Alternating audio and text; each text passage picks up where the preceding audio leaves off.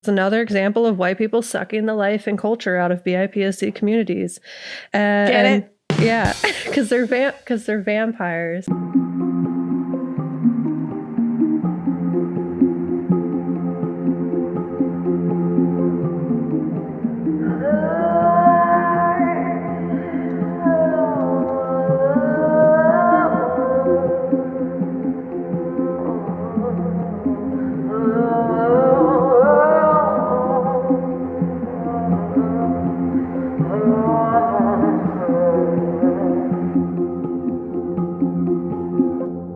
Hi, I'm Gabe. And I'm Kat. And we're the Ghouls next door. Talking about spooky stuff. Yeah, you know how we do. As we do. Mm-hmm. Yeah, spooky stuff. We are continuing our For the Culture series throughout February as well. Because it was so good before. Because necessary, you know? Why ever stop talking about it? Yeah, exactly.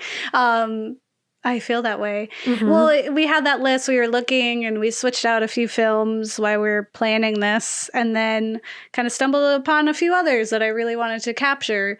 And so we took a chance on them to learn some things. On learning things and loving things. Take a chance on learning. Na, na, na, na. Yep. Remember we used to sing all the time? I do. It's so when happiness was in our lives. Yeah. Yeah, when we could go outside and, we weren't afraid of other things people. Things were nice.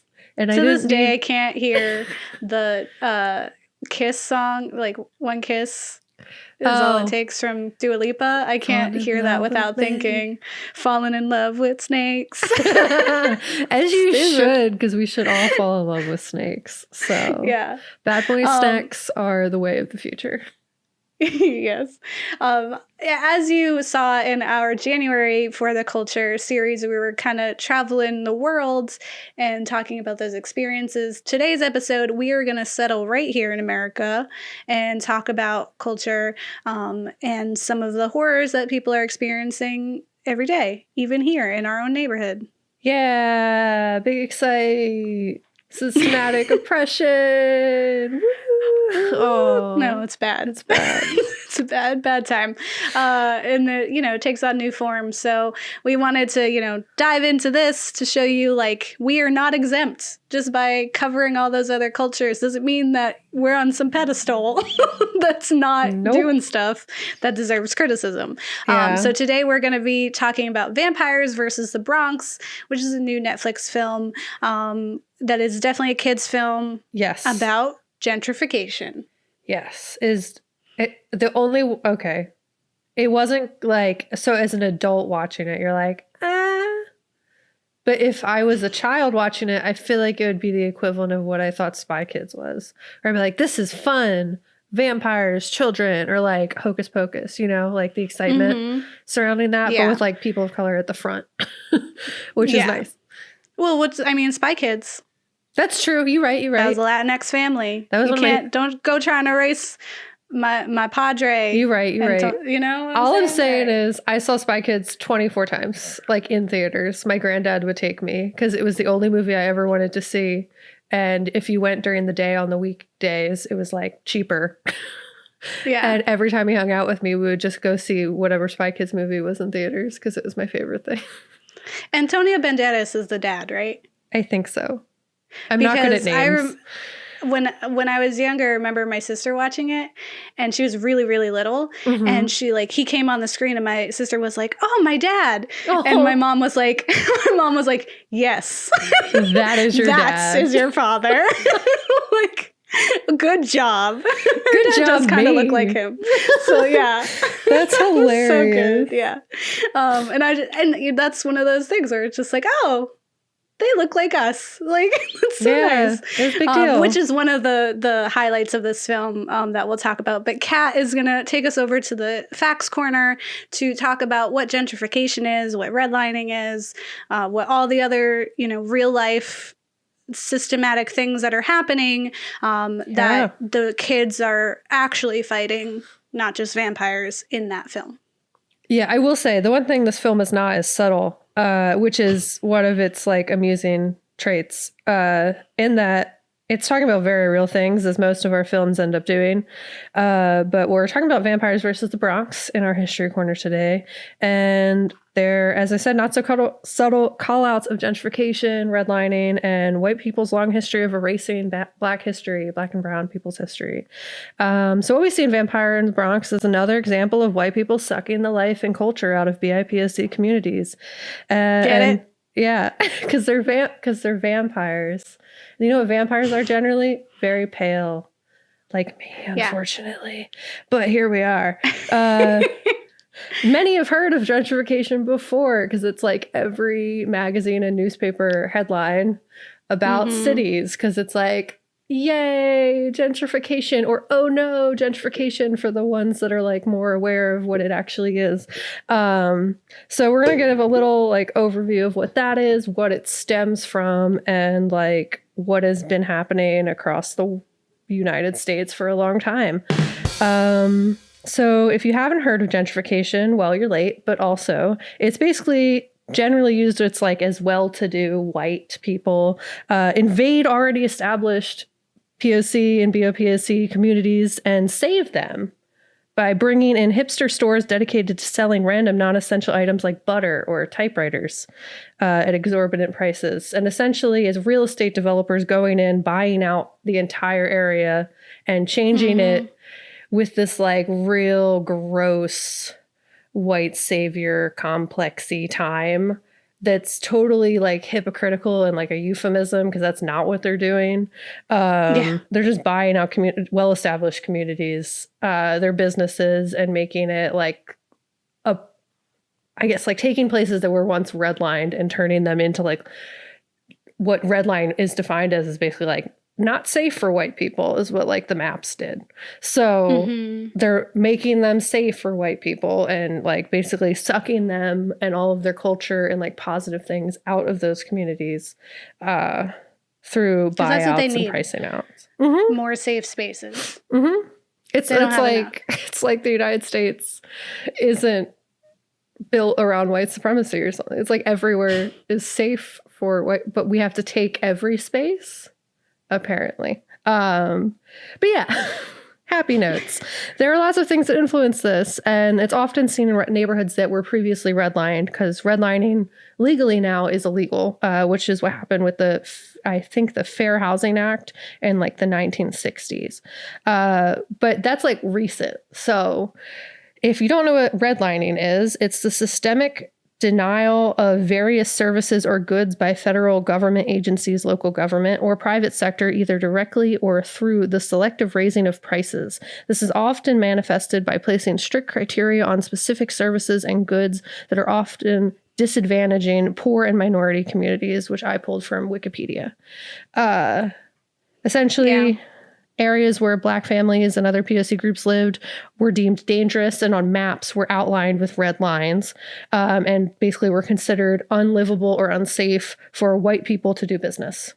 Now those places are being targeted by big real estate companies. We see this in Philadelphia, around the Temple area. We see it in South Philly with Ori Feibush and his little OCF Realty, and other just like big real estate companies going into communities like Fishtown, Southwest Philly. We have like West Philly in general, and then we have like North Philly, all kind of being invaded by these real estate companies claiming like they make big donations to schools and stuff, but then they just like totally price out the communities that live and go to those schools. So like, does it equal out? No. Well, even some of the schools are at fault, like Temple being an alum, like they had a lot of pushback because they were trying to build their stadium, and it ended up like, you know, trying to buy entire neighborhoods in North Philadelphia. And like that, even like I visited North Philly, you know, recently, and it has changed even more drastically from when I went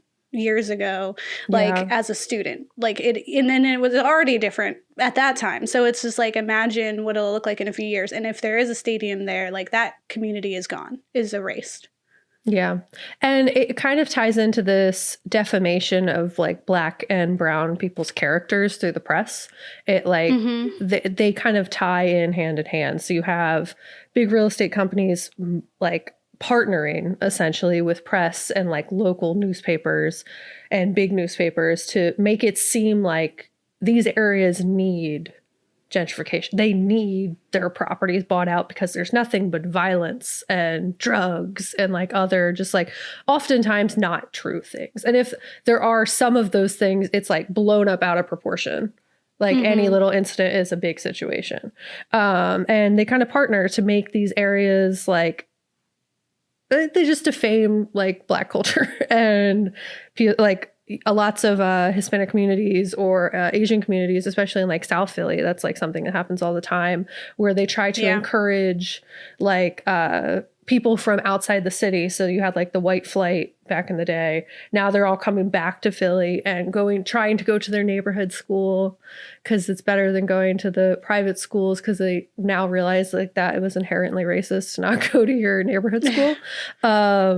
So now they are, but like the catch-22 is then they're starting as like groups to fund and influence the school through their money.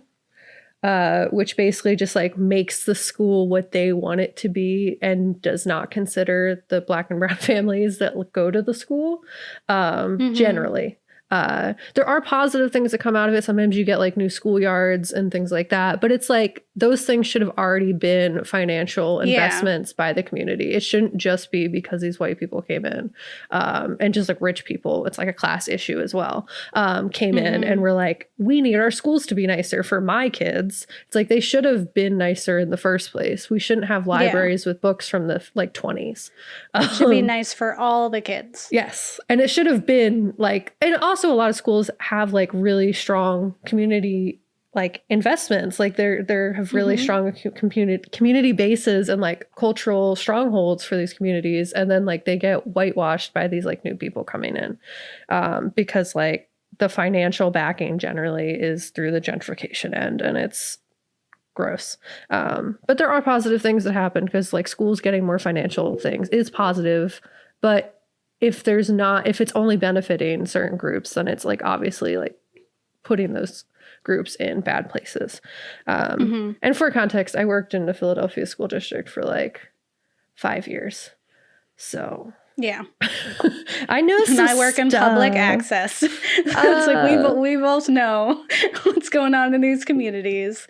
But not to speak from experience. Yeah. Not to just talk about Philly, though, because Vampires versus Bronx happens in New York. And New York has a super long history, as well as most of this country, as it is deeply rooted in racism and white supremacy. So in an article titled The Death of the Black Utopia, which I pulled from a video that Gabe shared with me, which I definitely had seen before, but it was one of the articles linked in the video, basically talking about the erasure of Seneca Village, which is in New York and used to exist where like Central Park was, like before Central Park existed, essentially. There's like the west end of Central Park that used to have like a strong Black community that was totally just like erased. And this article is written by Brent Staples. And as he kind of goes on, he claims that there's this historical embrace of willful amnesia around this specific area when it comes to the erasure of Black communities in New York City. He's specifically referring to Seneca Village, an epicenter of Black political power in Manhattan during the mid-19th century, a community that was destroyed through intentional evictions of over 1,600 people who lived on the land designated to become Central Park's west edge.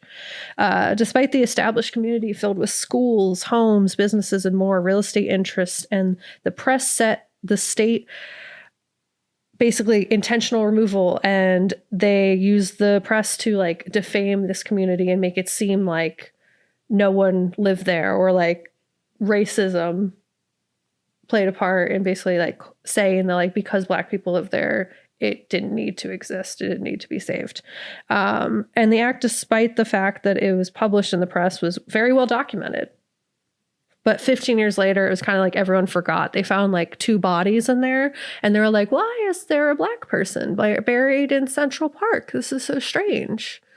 It's almost like a whole community used to be here and it was erased. Yeah, and they like covered it up to be like, oh, we're making this green space. Like everyone loves Central Park.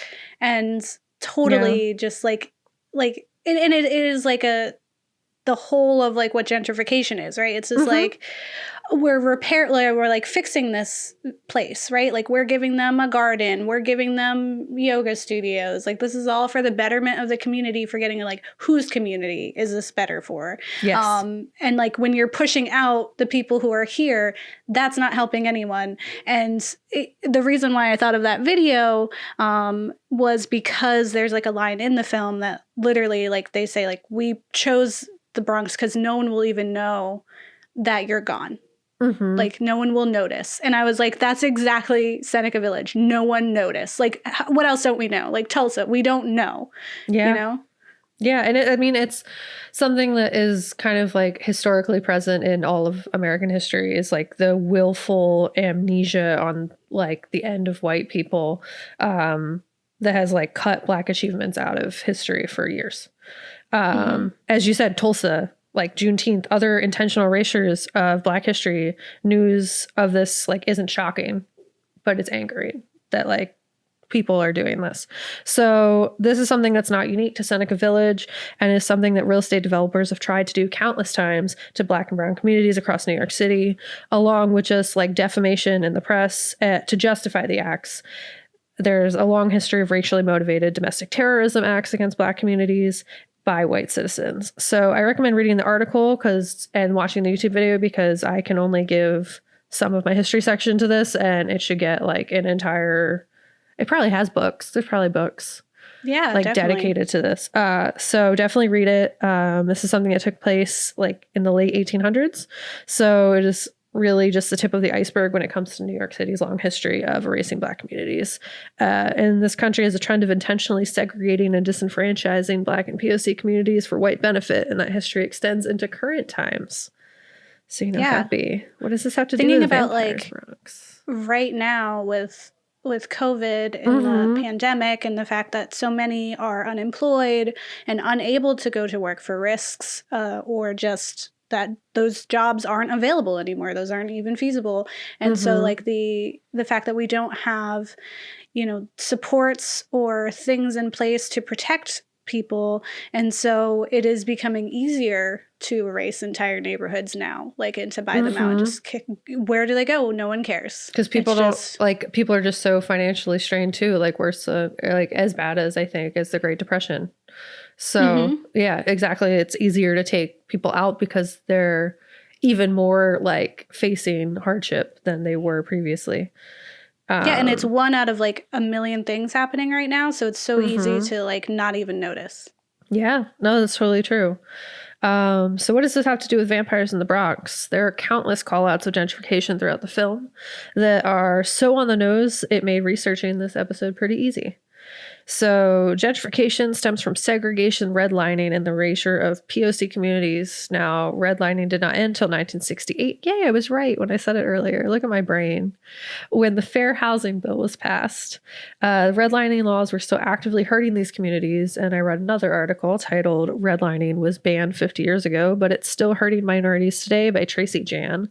And there was a study done by the National Community Reinvestment Coalition that shows the vast majority of neighborhoods marked hazardous in red ink on maps drawn by the Federal Homeowners Loan Corp from 1935 to 1939 are today much more likely than any other areas to be comprised of lower income minority residents. The article goes on to quote another member of the NCRC, Jason Richardson.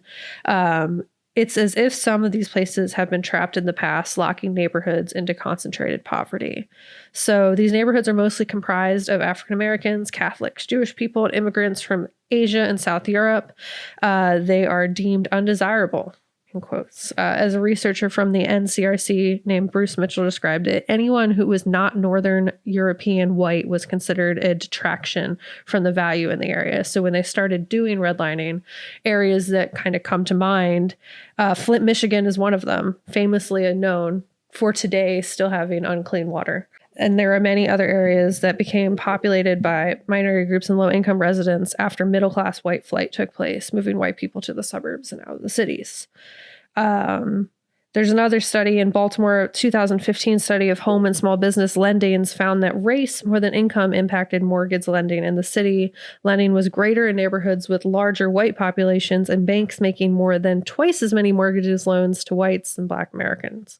So while gentrification increased the income level of previously redlined communities and decreased the segregation between white and Black Americans, there was increase in economic inequality between newcomers and those who historically lived there. So I saw that a lot in Philadelphia, in that like you had areas that like had all these new people moving in who, because of privilege and white supremacy, had significantly more money, and were buying houses that were made to look like space houses from Mars for like the most money for no reason. Like, houses do not need to be this much money, especially ones that are like crumbling and don't have like proper plumbing and are made of like cardboard, paper. And look like they're from space. So they were buying these like crazy expensive houses, and like these businesses were coming in and like buying out the neighborhood, basically making it so the rent would go up just so much. And it's like they're trying to make Philly like New York, and New York already has so many problems. Like, no, don't try to make Philly New York. It's not the same. But also, like, the whole process that's been taking place in New York. Big city. Like, no, can't do that. And like the only reason New York's rent prices are as high as they are is because of what has been happening for so long with this gentrification process, with this like outpricing neighborhoods and making things expensive for no reason. I mean, if you think of money, it's a construct. Nothing has to cost as much as it is. It's literally supply and demand. So these real estate companies are faking this demand, you know, like they're raising prices specifically with the goal of, one, making money, which understandable, I guess, in a capitalistic society, but specifically to outprice the people who already live there, because they can still consider them, despite they can't do redlining anymore because it is illegal. They still consider them as a detraction from the value of the community. So they're able to do this through gentrification because basically they go in and just take out everything that makes the neighborhood like what it was. And they try to transform it, and they use the press to make it seem like this needs to be transformed, when the transformation is just making these spaces like white and empty, and basically like outpricing all the people who've lived there for years. So there, in the article, it kind of says, rent increases make it possible for longtime residents in these communities to remain in the area, make it impossible for them to remain in the area. So the man who spoke before, Mitchell, who I previously quoted, said, is gentrification promoting sustainable desegregation, or is it just a movement towards increased segregation in the next census period? Which I would argue yes, because if we're living in a white supremacist-based country that is economically motivated by that, you're basically going to push those people out, and it's going to continue to create segregation between Black and brown families with white families. So how I interpret this is white people returning to their colonizing roots by going into communities that previously deemed unlivable and claiming them like safe spaces for them that they need more of, and saving the people who live there, who can't live there for however long because they end up getting priced out. So the reality is they're actively hurting the communities that they've been hurting for hundreds of years, while simultaneously claiming to be their savior, aka white privilege, and aka messed up. And it's largely what this film is trying to call out, similar to like, we kind of get this like really on the nose version of it, and it's definitely hokey, but what it's saying is very real and very true.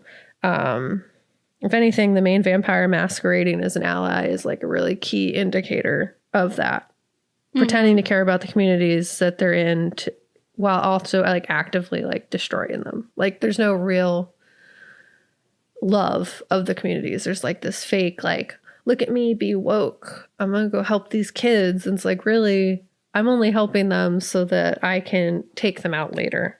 And honestly, I've met countless women like the main character, the main vampire in this film, who basically would like come into schools and be like, we need this for this so that they're competitive. It's like, but like, you're not listening to any of the people who've been here for like 40 years, essentially. Like, they're just coming in wanting their like white stuff all up in these schools. And they're like putting money behind it to get the principals on their side.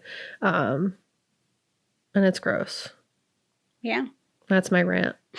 But I wrote up a whole blog on this. So if I was talking really fast and you have no idea what I was saying, I recommend checking it out because you can just read it. And I did a lot of research. I have a lot of links. I did not quote every single link that I read. So I recommend reading them yourself because they're great. And we need to like take care of people and not push them out of where they are. Like if we're going to push people into an area and be like, no one can be here, like don't take those places too. Like let people get a foothold somewhere. Yeah. Like, I don't know. It's the whole time, man. Yes, it is the whole time. Thank you, Kat, for History Corner. Thanks. But as you were talking about the film Vampires versus the Bronx, which is what we're going to explore, because like you said, it's very on the nose, isn't even trying. So I'll tell you what Vampires versus the Bronx is about.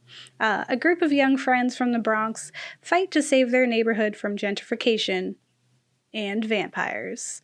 Directed by Asmani Rodriguez. So, yeah. Like I said, not subtle at all. Definitely a kid's movie about gentrification. And if you go into it with that idea of like a kid's movie, I think it comes out okay. I think it's kind of missing a little of the charm that a lot of young movies have. Some people like compare it to like Goonies or something, but it didn't quite have the heart I feel like a lot of kids' movies have had. And so for that, it's kind of missing. It's missing a little bit. But it is, looking to teach young people about gentrification and to overall like love where you're from and appreciate this home and the people who are in it. I think it does have a bit of heart in there, like it does try, and it means well, despite falling short in so many ways.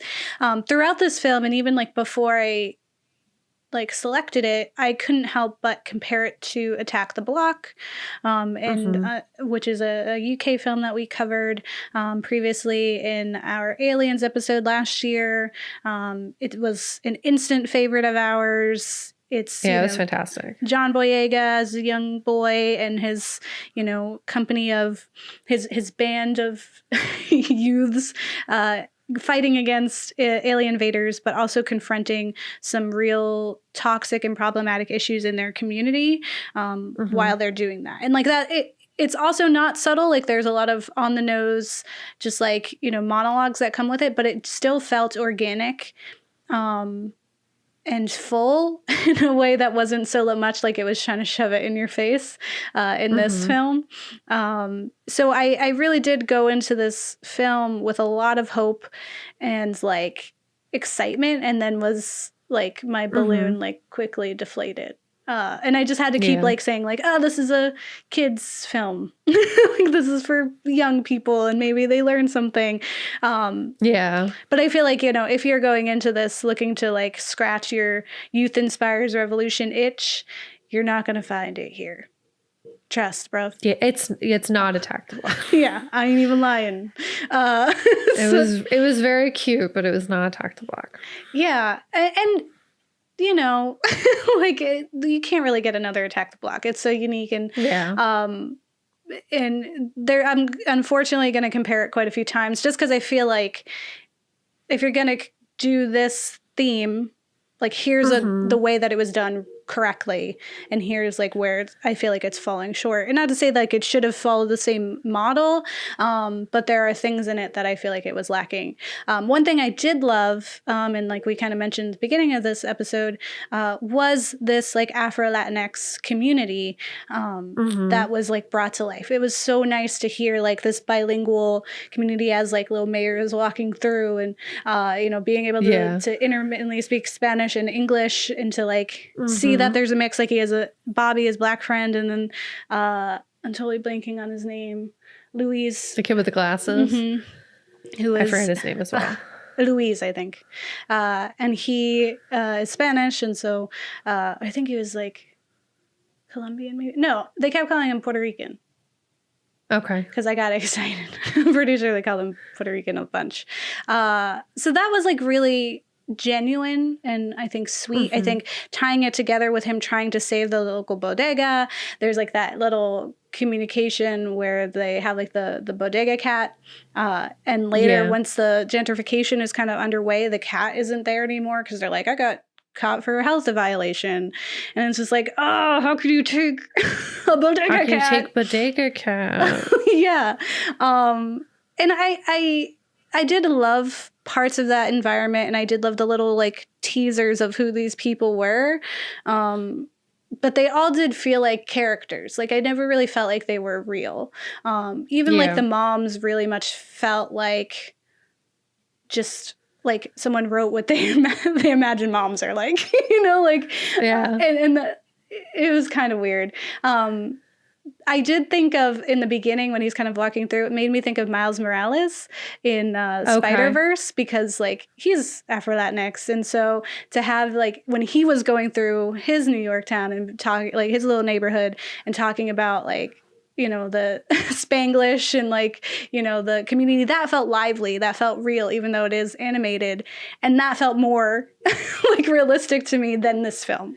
And it's kind of like, I guess what I was hoping for throughout the entirety of the film, being that it's named Vampires versus the Bronx, was that at some point we would get this rising up of the neighborhood fighting against the vampires. Like I was thinking like the first Purge, where we saw like the, you know, the gang and the people who live in the projects like trying their best to fight back against their villain, right? Or I think of which we kind of got a version of this. I think of the ending of People Under the Stairs, where Poindexter is like grabbed by Father, which is the evil guy in leather, and the neighborhood is out there, and they're like, you mess with the wrong neighborhood, right? Like, and that was like, that is this film, but like horror, right? And so, and that felt real. Like I loved that. Even though it was only there for like a minute in People Under the Stairs, like they just showed up to like help Poindexter, it still felt authentic. With this, I was like, they're here and they didn't do nothing. Like, why are they here? Like, they believe the mom all of a sudden. And I just kind of miss that, like, opportunity, I guess. Like, there's a few times where they like hinted that we were going to see some heroes, some unlikely heroes, like the young girl, I think her name is Gloria. No. The other one, who is like, she makes a joke about how she's not afraid of the vampires because she's Haitian. So I was like, oh, cool. She's going to have like cool like Haitian, like contraptions to like attack them. Right. Like, and that would be cool. Right. Or like her grandmother's going to show up with her, and she didn't. Like, they didn't even think to invite her like later. And I was like, that's so rude. Like, why? So like that felt sad. It felt like they spent so much time being like, gentrification is bad, that they missed like the actual like line of, this is like a kids fighting back adventure movie, like monster movie, right?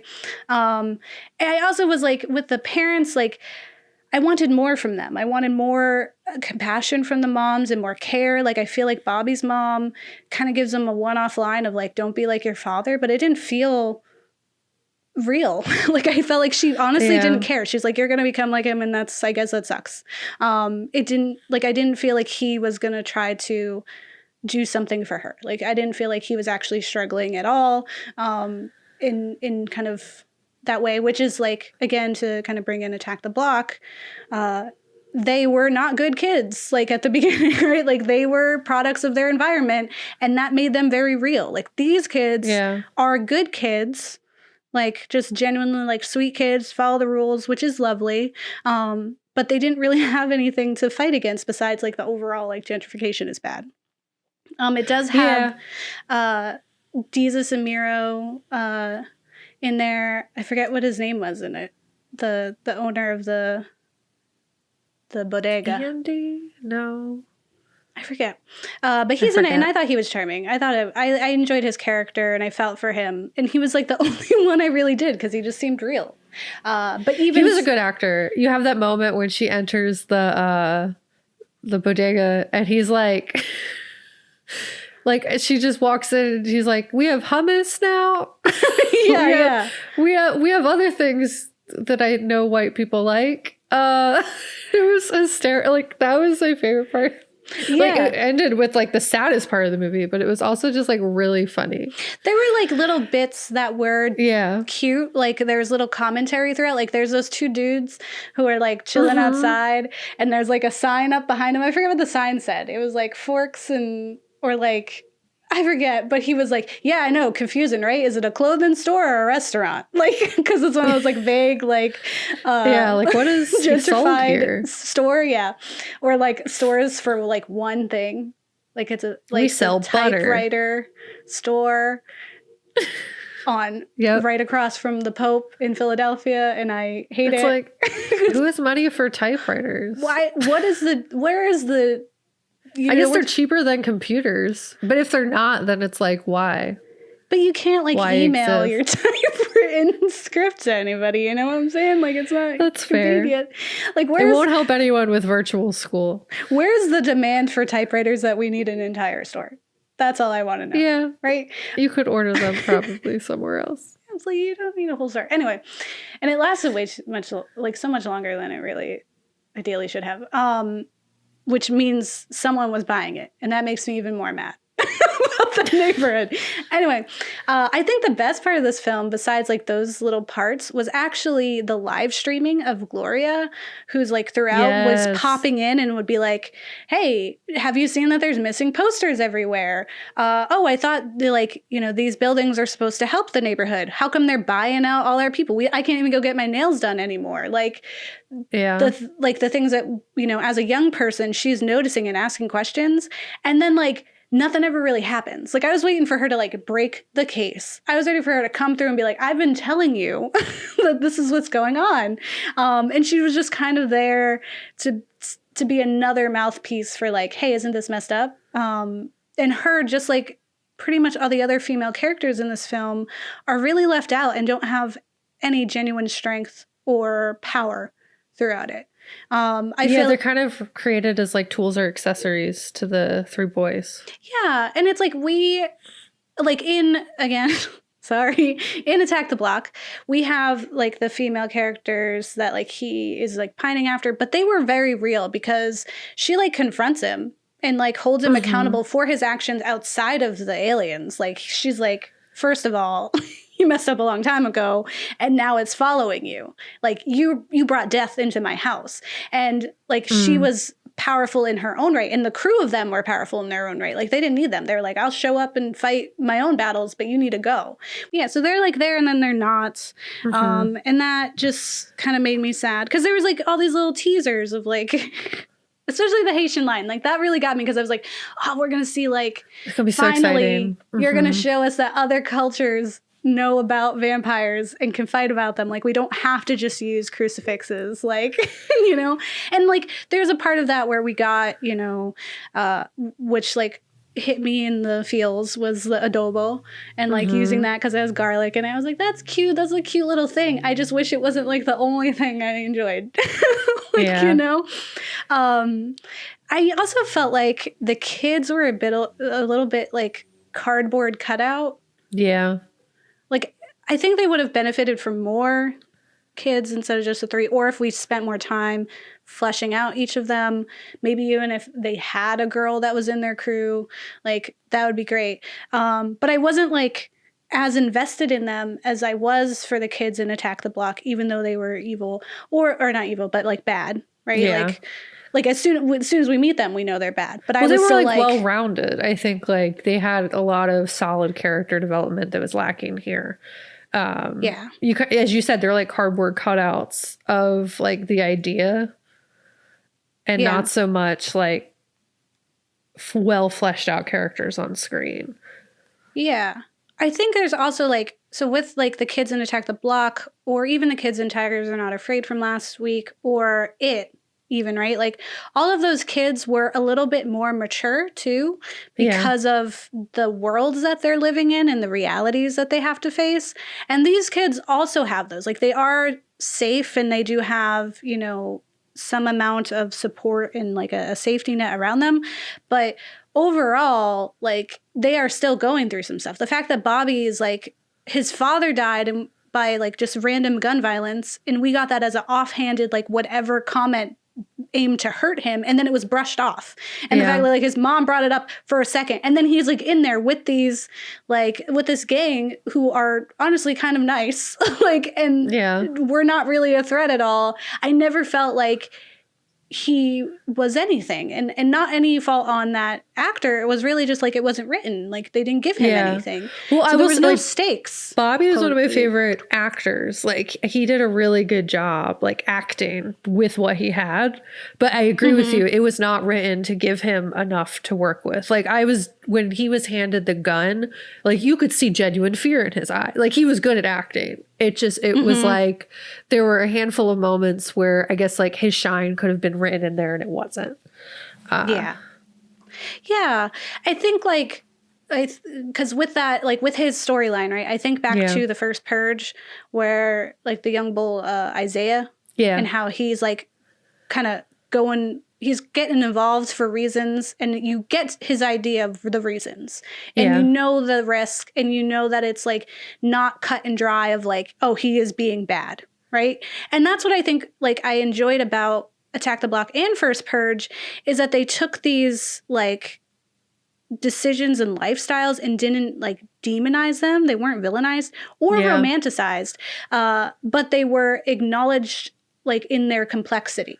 Like this is like these people chose this lifestyle because it's what they have. Like they don't have a lot of choices, and this is what they're doing. Like showing, you know, that in the first Purge that the head of like the gangs also was like in the community.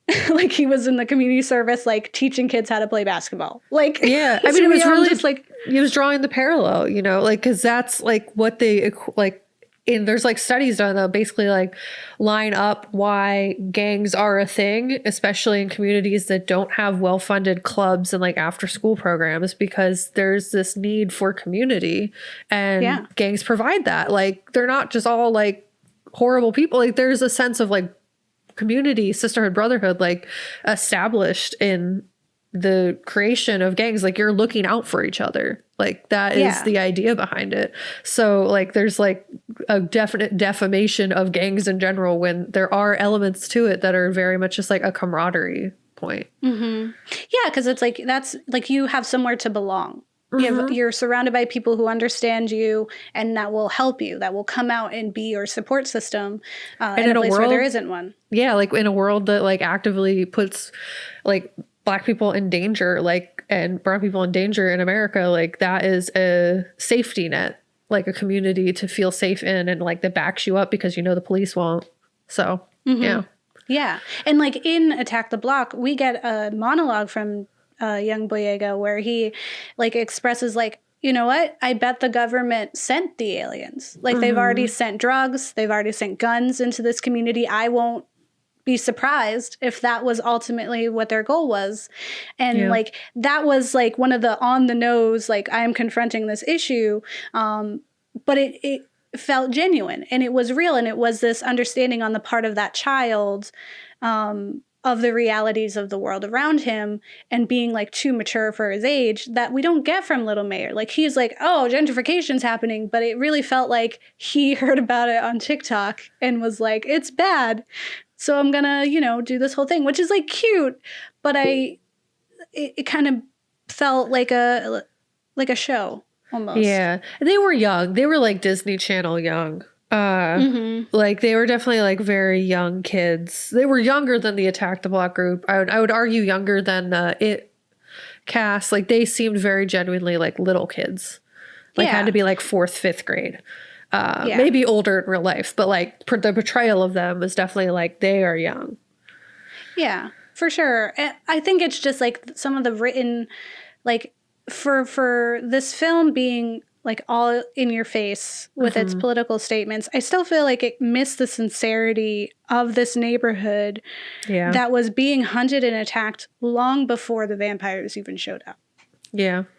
And like 100%. that's unfortunate that like they kind of skipped out on that. So I also found an article, as we do, on Wired titled Vampires versus the Bronx is a kids movie about class warfare by Emma Gray Ellis. And there is a discussion about vampire monsters in film as a whole, like what they mean when they show up.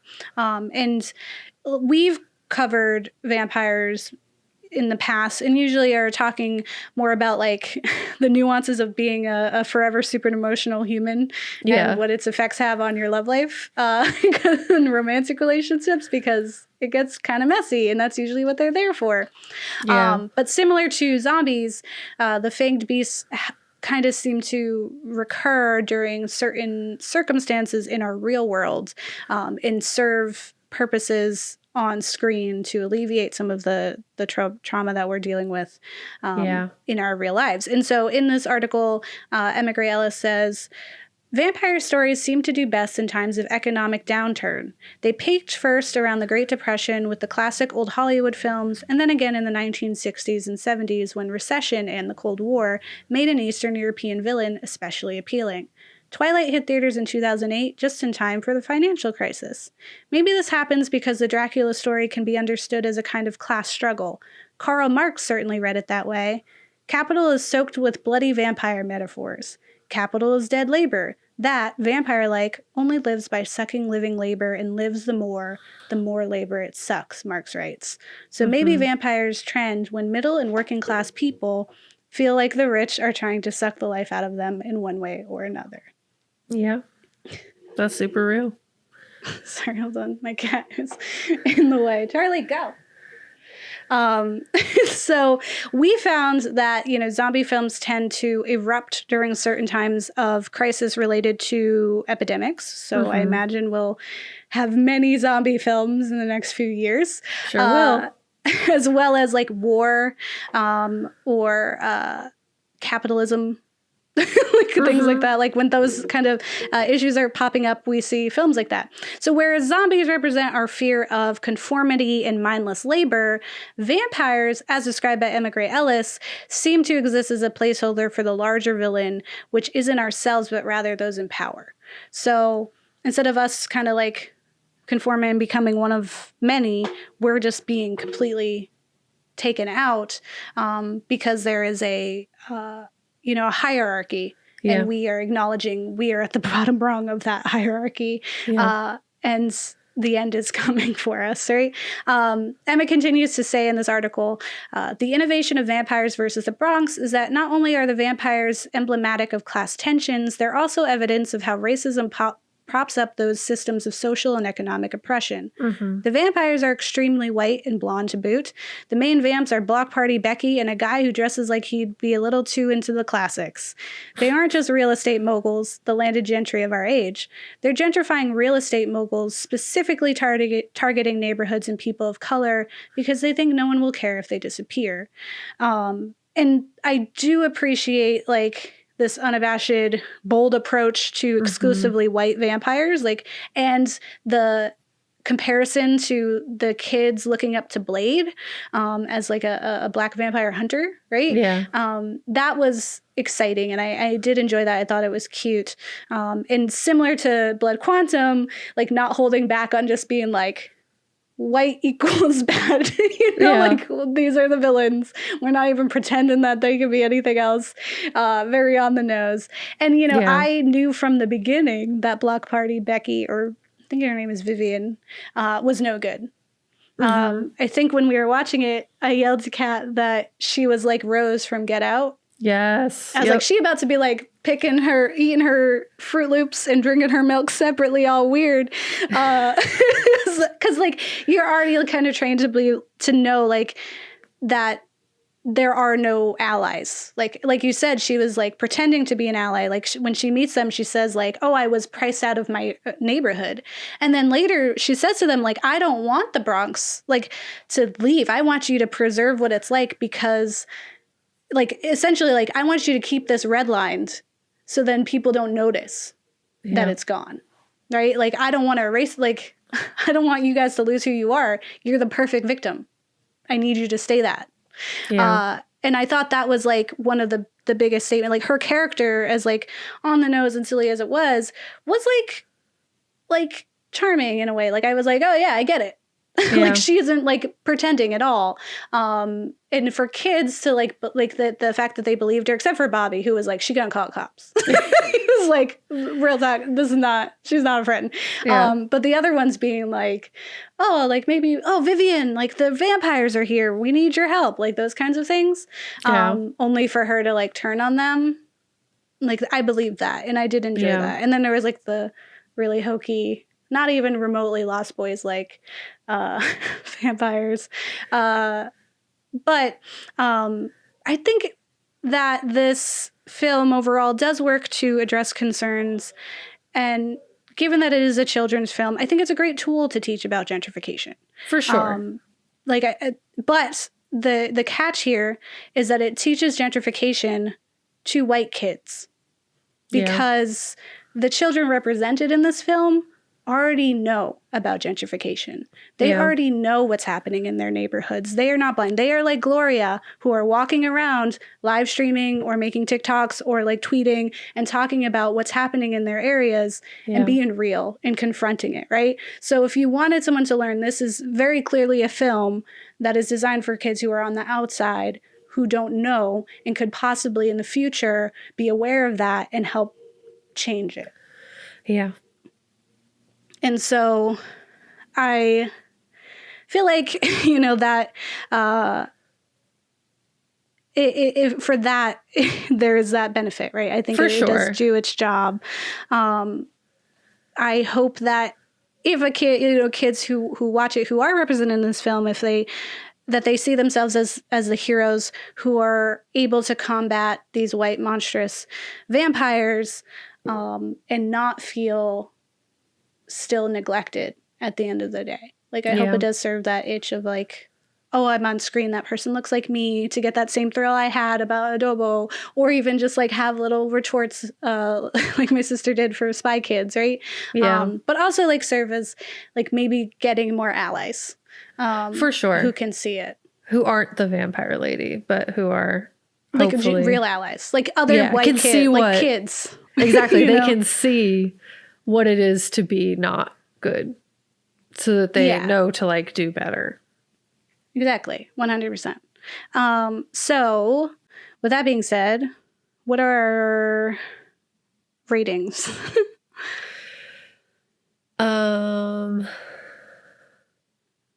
If you don't like it, it's gentrifying communities. It could be barbecue Betty or whatever. Becky. Oh, barbecue Becky. Is she the one who brings potato salad with raisins? Yeah. Got you. It's gonna be barbecue and calls the cops because you're being too loud in the park. Oh, she ain't even invited. Okay, got it. Yeah, she ain't invited. That's that. It's if you don't like it, because that's Vivian. She was barbecue Becky. Mm-hmm. And then if you do like it, it's Bodega Cat. Yes, it's Save Bodega Cats. Save them. They're so cute. Charlie wants to be a bodega cat. She just has dreams. Get fat and get pets from random people. So Kat, for the topic of gentrification, redlining, and all the other horrific things you talked about in your section. Barbecue Becky, because it sucks. But people need to know about it, so like learn. Know stuff. Don't be Vivian. Yeah. And like impact over intention. Things. Like this lady, like she clearly had bad intentions, but there are people who clearly like don't have the like knowingly know they're the worst and are. So it's like it is your responsibility to not be that person. Yeah. Well, it's like even in again Attack the Block, when we have the doctor, I forget her name, but she's a doctor now. Her character at the beginning is like, you know, going out. She's backyard Becky or whatever I said, barbecue Becky. And then it slowly starts by interacting with these kids, becomes enlightened to the realities of their life. And so she grows as a person. Whereas like Vivian, like she wasn't ever going to grow. So it's like, be more like the doctor from Attack the Block and not Vivian. There has to be like an acknowledgement that you're not immune to being a barbecue Becky. Like you have to acknowledge that like I am not immune. There's probably going to be a time in life where I mess up something. And what you gotta do is acknowledge it, be genuine and apologize and do better. That is all that can happen. Yeah, you have to actively try. You're woke and you think you know everything. Obviously, if you ever get told you're not, you're gonna get hella defensive and just basically prove how much you're not. So yeah, don't do that. Say no one is immune. We know nothing. We know nothing. Yes. I apologize genuinely and fix now. Do better. Never do crappy again. Yeah. I saw a thing where it was a post today where they said, like, if someone corrects you or tells you that something you said is racist or, you know, like wrong, that means that person cares enough to want you to be better. Mm-hmm. Like they're taking the time to address that concern and inform you. And that's a part of care, like, because they could just very easily just be like, nope. Goodbye, blocked. Like I do that all the time. I don't hesitate. That, yeah. I block my own family. Like ain't nobody around this, right? But if you're taking the time to be like, hey, no, that's actually not cool. Here's why. So like you should take that as like, oh, you want me to be better. You care enough, and like we're human. We have flaws, and you're not mad at me for like you're also understanding that like people grow up in certain environments and aren't educated in that way. So watch this movie to get educated. If you're white and someone tells you something's racist, you do not have the authority to say it's not. That's very real. You can't just be like, no, it's not. It probably is. And even if it isn't, you are not the authority of the people to say whether or not something is. Like, I'm not going to, I can't go tell people something's not racist because what do I know? I'm trying to know, but like I will never be 100% because I have lived in a life of white supremacy. That's what the world is. And I could always learn new things and be wrong. So people just need to do that. And if a black person or a BIPOC or anybody tells you that you said something racist and you're a white person, do not defend yourself. Because that's not what we're looking for. Just be like, you're right. I'm sorry. That's like, all. Okay, I will never say that again. If you need explanations, you can ask for them, but that's it. Yes. You cannot deny. So I agree, Kat. Sorry, there we go. That's my barbecue segue. Hello. Barbecue Becky. And for the film, I think, like I said at the end, that it could be a tool to teach young people who don't know about these things, or just like as a way for young kids who are featured in this film to feel seen. And for that, I think it is Bodega Cat. But, you know, as a film analysis show, I can't just go in there and be like, it was perfect. Yeah. It definitely needed a little more heart or a little more smoother representation of what's going on. And I really feel like it missed like the charm of like kids going and fighting bad guys. Yeah. Like even the blade, like them learning how to blade, I was like, I didn't like it still felt weird. Like it wasn't a fun montage. It should have been a fun montage. Yeah. And then they should have done the things.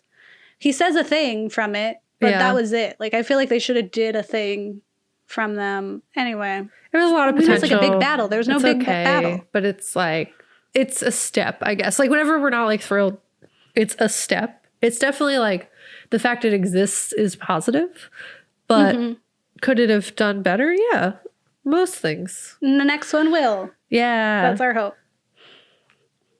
All right. Well, as we say. Yeah. Don't get married. They'll eat your kids. They'll eat your kids. Or there'll be vampires and suck the life out of your kids. Which we hope not, but you know, the world. Yeah, listen to your kids.